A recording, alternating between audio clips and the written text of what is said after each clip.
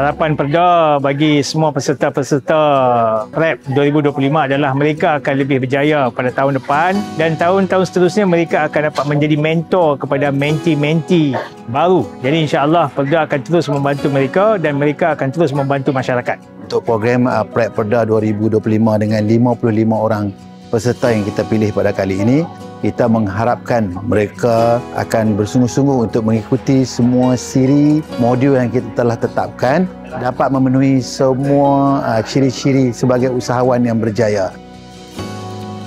Dalam bidang usahawan, kita harap semua peserta yang pertama jangan putus asa, teruskan berusaha, berdisiplin dan niat kena ikhlas. InsyaAllah semua akan berjaya. Kerana kita yakin dan kita percaya mereka ini adalah antara menti yang terbaik yang kita buat saringan untuk dipilih mengikuti program ini.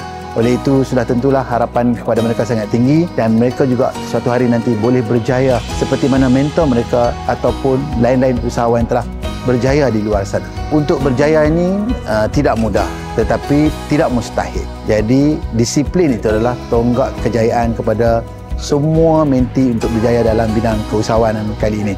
Selamat maju jaya semua. Saya dengan lafaz Bismillahirrahmanirrahim merasmikan program Rural Entrepreneurship Perda tahun 2025. Saya sudahi wabillahi taufiq wal hidayah. Wassalamualaikum warahmatullahi wabarakatuh.